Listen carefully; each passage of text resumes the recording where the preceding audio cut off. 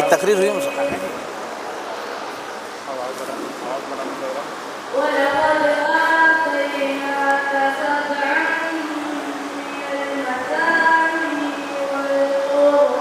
بھی تھا اسے یہاں بٹھایا بھی اس کو سب نکل گیا اسے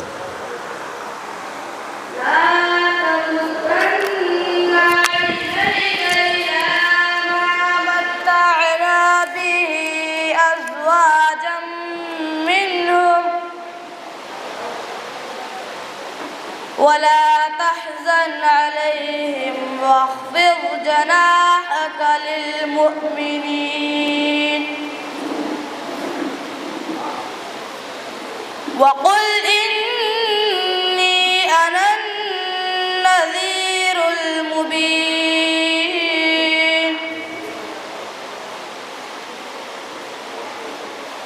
كما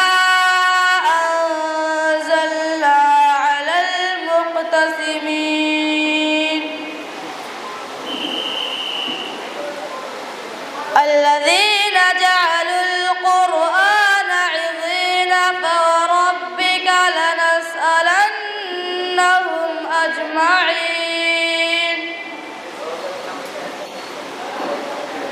عما كانوا يعملون فاصدع بما تؤمر وأعرض عن المشركين إنا كفيناك المستهزئين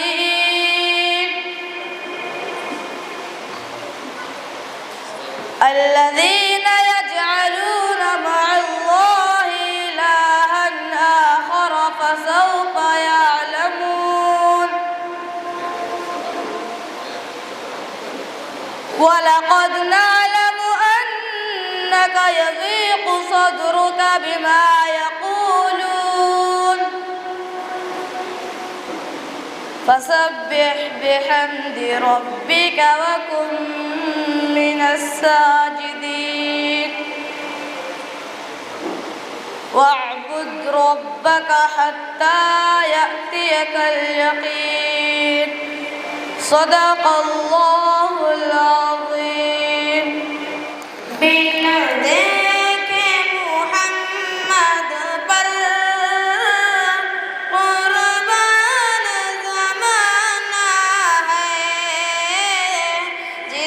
جس کو بھی دیکھا ہے وہ ان کا دیوانہ ہے بن دیکھے محمد پر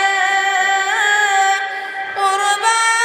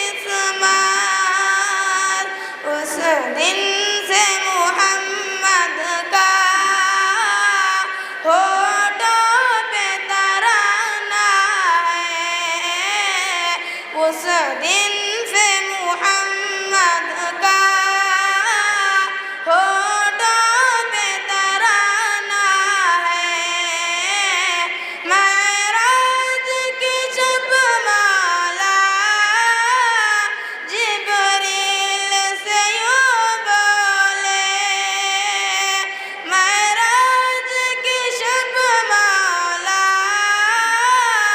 جبریل سے یوں بولے، محبوب کے تلووں پر لب رکھ کے جگانا ہے، محبوب کے تلووں پر لب رکھ کے جگانا ہے، بن دیکھے محمد پر قربان زمانہ ہے، جس جس کو بھی دیکھا ہے وہ ان کا دیوانہ ہے، مہتاب ہوا ٹکڑے انگلی کے اشارے سے، مہتاب ہوا ٹکڑے انگلی کے اشارے سے، کچھ بھی تو نہیں پلے، کچھ بھی تو نہیں پلے، اعمال ارے صائم، کچھ بھی تو نہیں پلے، اعمال ارے صائم، بن دیکھے محمد پر قربان زمانہ ہے، جس جس کو بھی دیکھا ہے وہ ان کا دیوانہ ہے، بن دیکھے محمد پر قربان زمانہ ہے، جس جس کو بھی دیکھا ہے وہ ان کا دیوانہ ہے۔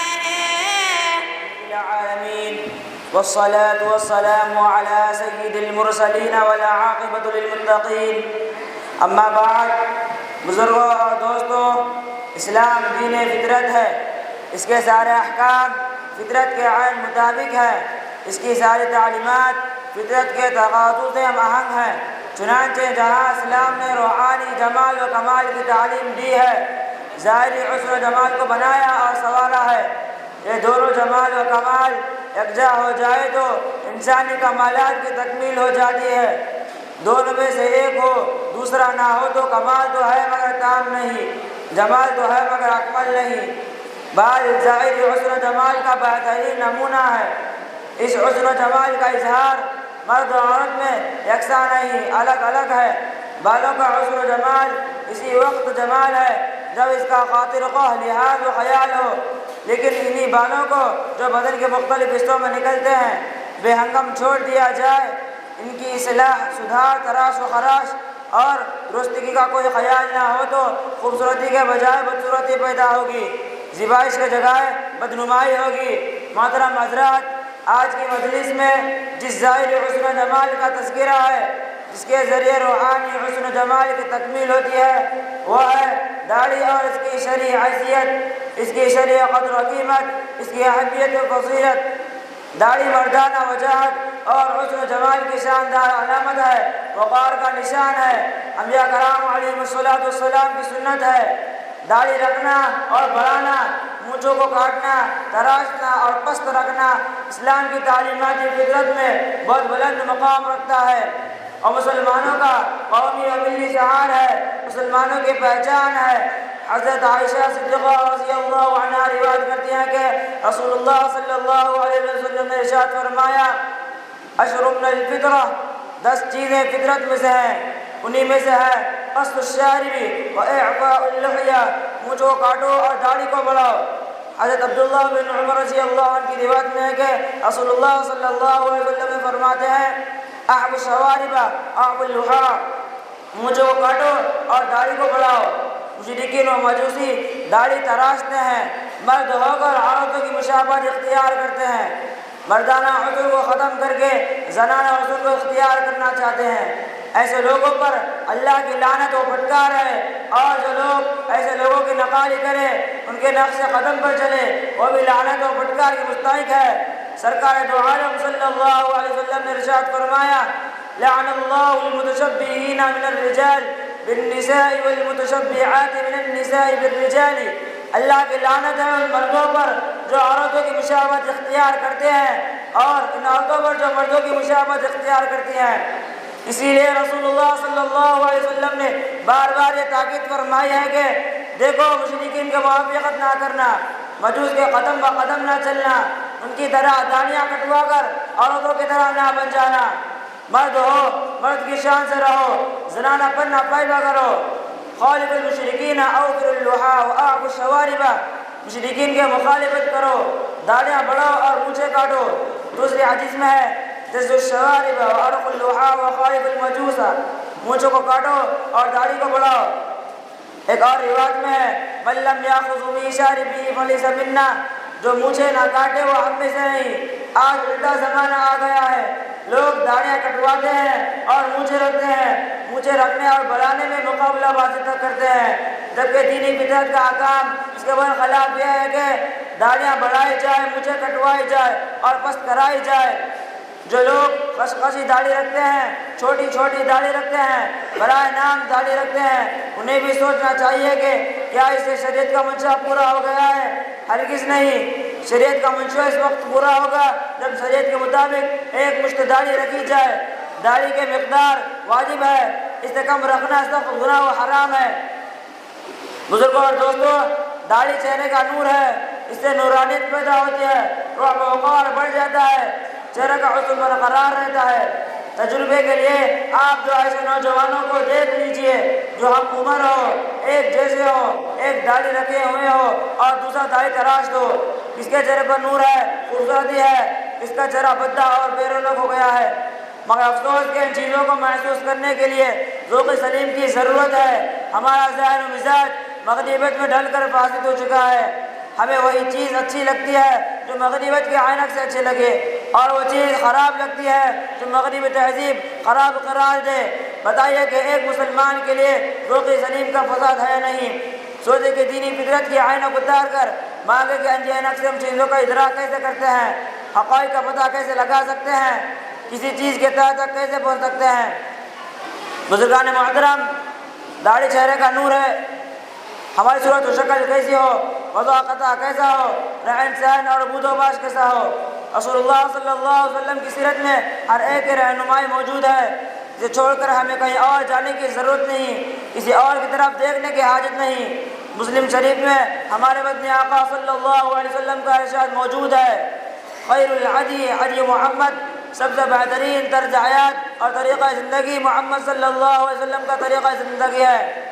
ارشاد ربانی ہے لقد كان لكم في رسول الله اسوة حسنة لمن كان يرجو الله واليوم الآخر وذكر الله كثيرا، تمہارے لیے رسول اللہ صلی اللہ علیہ وسلم کی ذات گرامی میں بہترین نمونہ موجود ہے اس شخص کے لیے جو اللہ سے اور روز جزا سے ڈرتا ہو اور اللہ کو کثرت سے یاد کرتا ہو۔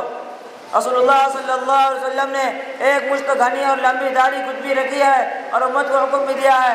صحابہ کرام، تابعین اور تبع تابعین اور تمام بزرگان دین نے اس حکم پر عمل کر کے بتا دیا کہ ہمارے چہرے کی رونق و نورانیت کس میں ہے اور بے رونقی اور بے نوری کس میں ہے۔ اب یہ ہمارے اختیار میں ہے کہ ہم رونق پیدا کرنا چاہتے ہیں یا بے رونقی، نور پسند ہے بے نوری، خلاف پیغمبر کیسے راہ گزید وہ ہرگز بمنزل نقاہت رسید۔ رسول اللہ صلی اللہ علیہ وسلم کے راستے کے خلاف جس نے راستہ اختیار کیا ہے وہ منزل تک ہرگز نہیں پہنچ سکتا۔ وآخر دعوانا ان الحمد للہ رب العالمین والعاقبة للمتقين، والصلاة والسلام على سيد المرسلين وعلى آله وأصحابه أجمعين، أما بعد، قال النبي صلى الله عليه وسلم المسلم من سلم المسلمون من لسانه ويده، او کما قال نبی علیہ الصلوۃ والسلام۔ سامعین اکرام اور حاضرین جلسہ، آج کے اس مبارک موقع پر آج کے سسکتے ماحول اور جہاں بلب فضا اور معاشرہ انسانی کی رقت آمیز اور ہوش ربا جہاں کنی کے وقت میرا موضوع فقہ ہے اسلام اور دہشت گردی۔ اس لیے آج میں کسی سرکش ماحول اور باغیانہ فضا اور گندی سوچ کی پرواہ کیے بغیر اسلام اور دہشت گردی کے خلاف حقیقت بیانی سے کام لینا چاہوں گا۔ اس عنوان میں دو الفاظ ہیں، ایک اسلام اور دوسرا دہشت گردی۔ یہ دونوں الفاظ اپنے معنی و مفاہیم میں اس کوزے کے مثل ہے جو اپنے اندر امڑتے ہوئے دریا کو سموئے ہوئے ہیں، جسے مختصر وقت میں کما قہو بیان نہیں کیا جا سکتا۔ البتہ اتنا تو کیے دیتا ہوں جتنا کہ میری کم علمی اور کوتا فہمی نے احاطہ کیا ہے۔ حضرات، سب سے پہلے یہ جاننا چاہیے کہ اسلام کیا ہے۔ تو سنیں، آج سے 1400 سال پہلے جبکہ ہر سمت میں شرک و بدعت و بت پرستی اور کفر و ضلالت کی گھٹائیں چھائی ہوئی تھی اور انسانیت سسک کر دم توڑ رہی تھی، تو ایسے بھیانک دور میں رحمت خداوندی جوش میں آئی اور جبل ابو قیس سے آفتاب ہدایت طلوع ہوا، جس نے دنیا کو تازگی اور کراہتی ہوئی انسانیت کو سہارا دیا اور ساری دنیا کو ایک عالمگیر پیغام دیا۔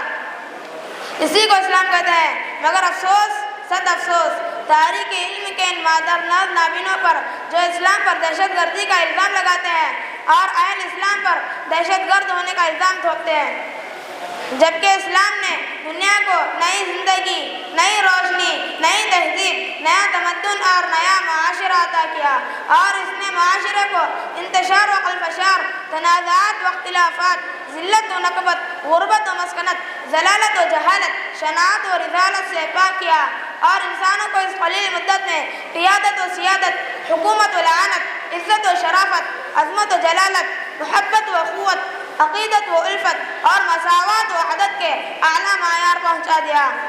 اے اپنی زہریلی زبان سے اسلام پر دہشت گردی کا الزام لگانے والوں، کان کھول کر سن لو، اسلام نہ تو دہشت گردی ہے اور نہ ہی دہشت گردی کی تعلیم دیتا ہے، بلکہ اسلام تو وہ ہے جو تاریکی کو روشنی سے، ذلت کو عزت سے، باطل کو حق سے، جھوٹ کو سچ سے، ظلم کو عدل سے، جفا کو وفا سے، نفرت کو محبت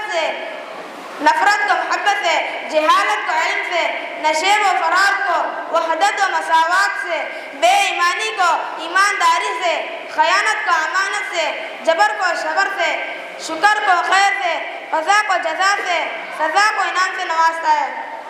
اس لیے میں چیلنج کے ساتھ کہہ سکتا ہوں، اسلام اور دہشت گردی ایک نہیں ہو سکتے، دونوں میں کوسوں دور تک ربط و تعلق نہیں ہو سکتا، اس لیے کہ اسلام فسق و فجور کی دلدل سے نکال کر عزت و کامرانی کے بامی عروج پہنچاتا ہے، جبکہ دہشت گردی اپنی خونی پنجوں سے معصوم اور بے گناہ انسانوں پر لرزہ طاری کرتے ہیں۔ اسلام عقیدت محبت کے گل اور اہل اسلام بلبل کے مثل ہے، جبکہ دہشت گردی بھڑکتا ہوا شعلہ اور دہشت گرد دہکتی ہوئی آگ کے مثل ہے۔ اے اسلام پر دہشت گردی کا الزام لگانے والوں، تم نے کبھی عقل و شعور سے کام نہیں لیا اور نہ ہی اشیاء کو حقیقت پسندی کی نظر سے پرکھنے کی کوشش کرتے ہیں۔ لہٰذا سنو اے ناداں، میں تمہیں بتاتا ہوں کہ دہشت گردی کیا ہے اور دہشت گرد کون ہے۔ جس نے میرٹھ، مراد آباد، ملانا اور بھاگلپور میں انسانیت کشی کا ننگا ناچ مچایا ہے، وہی لوگ دہشت گرد ہے اور ان کے ناپاک حرکتیں دہشت گردی ہے۔ جس نے گجرات اور احمد آباد میں معصوم بچے اور بچیوں کے خون سے ہولی کھیلا اور بے گناہ انسانوں کو بم بارود کے شعلوں میں جھلسا دیا، عفت و عصمت کی مورت ماں بہنوں کی عزت کو نیلام کیا اور لاکھوں انسانوں کو موت کے گھاٹ اتار دیا، وہ دہشت گرد ہے۔ اور انہی کی ناپاک اور غلط حرکتیں دہشت گردی ہے، جن کے خونی پنجوں سے انسانیت پر لرزہ طاری ہے۔ ارے وہی تو سب سے بڑا دہشت گرد ہے جس نے فلسطینی معصوم مسلمانوں کو خون اور آگ میں تڑپا دیا، جن کی وحشانیہ داستان سے پوری تاریخ کے عراق سیاہ ہے۔ حضرات گرامی، ذرا ہمیں بتاؤ تو صحیح، اسلام کے اوپر کس بنیاد پر دہشت گردی کا الزام لگایا جا سکتا ہے؟ جبکہ آج سے 1400 سال قبل ہی قرآن مقدس نے بانگ دہل یہ اعلان کر دیا ہے کہ واللہ لا یحب الفساد، جس کا مطلب یہ ہے کہ اللہ تبارک و تعالی ہرگز دہشت گردی کو پسند نہیں فرماتا۔ یہ حقیقت ناآشنائی کی دلیل نہیں تو پھر کیا ہے؟ واہ! ہم بھی کرتے ہیں تو ہو جاتے ہیں بدنام، وہ قتل بھی کرتے ہیں تو چرچا نہیں ہوتا۔ خدا کرے کہ امت کو صحیح نصیب ہو، آمین۔ وآخر دعوانا ان الحمدللہ رب العالمین۔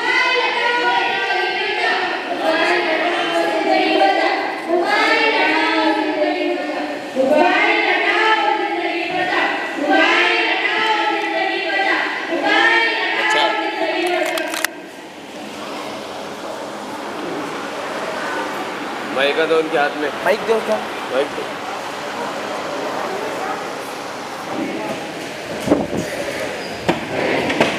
یہ مبارک ہے، موبائل ہٹاؤ زندگی بچاؤ، اس عنوان پر۔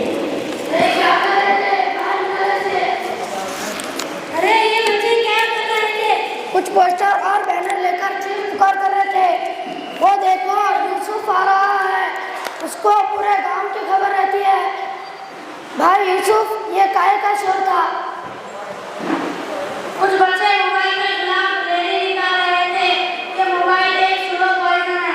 ارے بھائی، موبائل سے تو بہت سہولت ہو گئی، ایک میسج پہ کوئی بھی چیز آ جاتی ہے۔ ارے ہاں، وہ اپنے بازو والے علی کو دیکھو نا، دن بھر اس کے پاس میں فون پہ پارسل آتے رہتے ہیں۔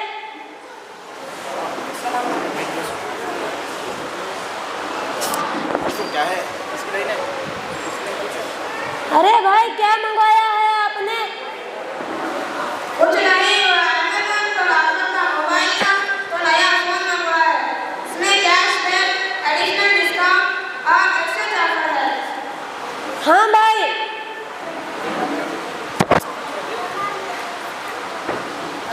السلام علیکم۔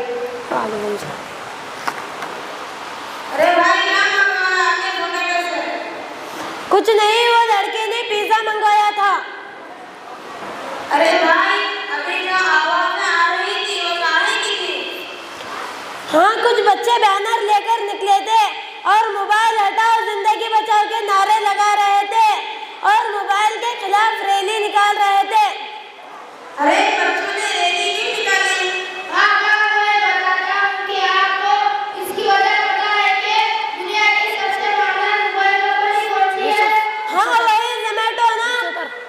نہیں، زومیٹو نہیں۔ نیچے اتر دیکھو، نیچے اتریں گے نہیں۔ وہی ہے نا، آپ کو پتہ ہے کہ دنیا کے اس کمپنی کے مالک نے اپنے بچوں کو خود اس سے دور رکھا ہے اور کہا تھا کہ میں نے اس کبھی کو بتایا اور میں یہ جانتا ہوں کہ میرے بچوں کے لیے کتنا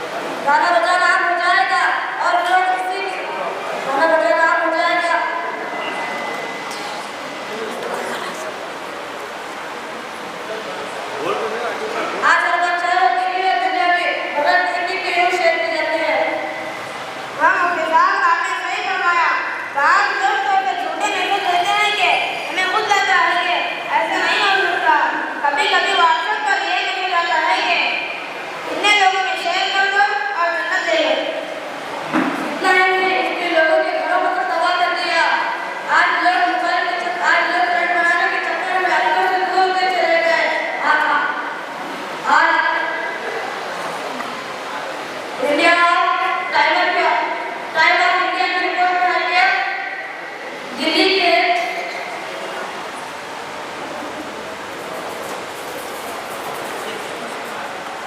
आज लोग बनाने के चक्कर में अपने से दूर होते चले गए।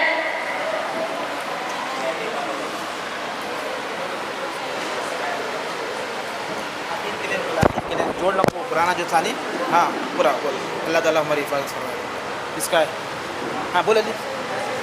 हाँ सही बात है, मुफ्ती साहब ने सही फरमाया। देखिए आपके घर में मोबाइल इंसान का एक ऐसा साथी बन गया है कि इसे छोड़ा नहीं जा सकता, लेकिन अगर हम इसे नफा बख्श कामों में इस्तेमाल करेंगे तो इसके बहुत सारे फायदे हैं, जैसे कि इसके जरिए दीनी मिले इस्लाह और अखलाक की समाजी बातें लोगों को बताई और पहुंचाई जा सकती है। अगर हम इसका गलत इस्तेमाल करेंगे तो इसके बहुत सारे खराबी और यही मोबाइल बहुत सारे खराबी और बुराइयों की जड़ बनेगा, बहुत सारे खराबी और जड़ बनेगा। अगर हमें पाकीज़ा माशरा चाहिए तो इसका सही इस्तेमाल करना होगा। अल्लाह ताला से दुआ है कि हम तमाम को इसका सही इस्तेमाल करने की तौफीक अता फरमाए। वल-आक़िबतु लिल-मुत्तक़ीन वस्सलातु वस्सलामु अला सय्यिदिल मुरसलीन मुहम्मद व आलिहि व अस्हाबिहि अजमाइन। अम्मा बाद। जनाब सदर और हाज़रीन किराम, आज की इस पुरौनक बज़म में मेरी गुफ्तगू का मौजू है मदरसे की अहमियत। मदरसे की अहमियत के उन्वान पर कुछ अर्ज़ करने से पहले एक सवाल उठता है कि मदरसा क्या है। तो इस सवाल के जवाब में अर्ज़ है कि मदरसा इस मकाम का नाम है जहाँ से दीनी उलूम व फ़नून के माहिरीन और अहले कमाल पैदा होते हैं। मदरसा एक ऐसा पावर हाउस है जहाँ से इस्लामी तालीमात के बरक़ी लहरें आलम में फैलती और कायनात आलम इंसानियत को अपनी नूरानियत से नौजाती और सरफराज करती है। मदरसा एक ऐसी तरबियतगाह है जहाँ हमारे तलबा और उलूम व फ़नून के हासिल करने वालों की मुकम्मल तरबियत होती है। मदरसा एक ऐसा किला है जिसमें हर तरफ क़ाल अल्लाह व क़ाल रसूल के सदाए दिल नवाज़ बुलंद होती रहती है और हर तरफ इसी का तराना गूंजता रहता है। मदरसा एक ऐसी छावनी है जहाँ इस्लाम के पासबान व मुहाफ़िज़ और फ़ौजी व सिपाही तैयार होते हैं। मदरसा एक ऐसी दरसगाह का नाम है जहाँ से अखलाक और तक़वा व तहारत के सोते जारी होते हैं और वो जारी सोते तमाम आलम इंसानियत को सैराब करते हैं। मदरसा इस ख़ास मकाम का नाम है जहाँ से इंसानियत के गम व ख़्वार क़ाइद और मुस्लिह तैयार होकर निकलते हैं और वो क़ाइद और मुस्लिह सारे दुनिया आलम इंसानियत को सैराब करते हैं। मदरसा एक ऐसे मरकज़ का नाम है जहाँ से डूबती हुई कश्ती इंसानियत के नाखुदा और ऐसे मुअल्लिम और हादी निकलते हैं जो अपने भरपूर सलाहियतों के ज़रिए आलम को फैज़ पहुँचाने में हमातन मसरूफ़ और हमा वक्त मशगूल रहते हैं। हज़रात, दुनिया की तारीख़ शाहिद है कि मदरसे की चार दीवारी से निकले हुए अफराद ने दुनिया वालों के दिल जीत कर इनको अख़वत और भाईचारगी, सलाह व तक़वा, रुश्द, हिदायत और कामयाबी और कामरानी का ज़र्रे पैगाम दिया। हज़रात, मदरसे की एक मुकम्मल तारीख़ है। साल से मदरसे के क़याम और उसकी खिदमत का एक तवील सिलसिला जारी है जिससे इंसान सर पे नज़र नहीं कर सकता। दुनिया के तमाम मुल्कों में मदरसों का एक लंबा चौड़ा जाल बिछा हुआ है जहाँ क़ाल अल्लाह व क़ाल रसूल के सदाए दिल नवाज़ बुलंद होती रहती है और जहाँ हमा वक्त इस्लामी तालीमात का गलगला बुलंद होता रहता है। इस्लाम की नशर व इशाअत और इसकी बका में मदरसों का रोल निहायत अहम है। हिंदुस्तान ही को ले लीजिए तो दरसगाह शाह वलीउल्लाह, दारुल देवबंद, मदरसा मज़ाहिरुल उलूम सहारनपुर, दारुल जामिया इस्लामिया ढाबेल और सबील रशाद बेंगलुरु और इन जैसी दिगर दरसगाहों ने उलूम व फ़नून के हासिल करने वालों के उलूम व फ़नून के माहिरीन और अहले कमाल पैदा किया है। हज़रात, आप सारी दुनिया को छोड़ दे, आप सिर्फ हिंदुस्तान के किसी सूबा में चले जाए तो कोई भी शहर, देहात और कस्बा ऐसा नहीं मिलेगा जहाँ कोई मदरसा मौजूद ना हो या जहाँ कोई मकतब दिखाई ना दे। इन तमाम मदरसों और मकतबों में दीनी तालीम की नशर व इशाअत और इसकी अहया का काम इंतहाई एहतिमाम से होता है। अगर मदरसों का निज़ाम जारी व सारी ना होता और मदरसों का जाल बिछा हुआ ना होता तो ना जाने इस्लाम और इस्लामी तालीमात का हश्र अंजाम क्या होता। लिहाजा आज हमारे लिए ज़रूरी है जहाँ मदरसे कायम है उनकी देख रेख करे और इनको आगे बढ़ाने के सही जिद्दोजहद करे और जहाँ मदारिस नहीं है वहाँ मदारिस कायम करे, मकातिब का निज़ाम जारी और सारी करे ताकि इन दीनी मदरसों और मकातिब दीनिया इस्लाम के ज़रिए इस्लाम को मज़ीद फ़रोग़ हासिल हो। اور ہماری آنے والی نسلیں مزید دین سے آشنا ہو سکے۔ اگر ایسا نہ ہوا اور ہم نے ایسا نہ کیا تو نہ جانے اسلام و اسلامی تعلیمات کا حشر انجام کیا ہوگا، جس کے ہم سب جواب دہ ہوں گے۔ اللہ تعالی ہمیں مدارس کو قائم کرنے کی اس وقت تک توفیق عطا کرتا رہے جب تک ہماری رگوں میں خون دوڑتا رہے اور جب تک ہمارے جسم میں یہ مستعار جان باقی رہے۔ حضرات، آپ لوگوں کے سامنے میں مدرسے کے لیے کوئی شعر پیش کرنا چاہتا ہوں۔ ہمیں دنیا سے کیا مطلب، مدرسہ ہے وطن اپنا۔ ہمیں دنیا سے کیا مطلب، مدرسہ ہے وطن اپنا۔ مریں گے ہم کتابوں پر، ورق ہوگا کفن اپنا۔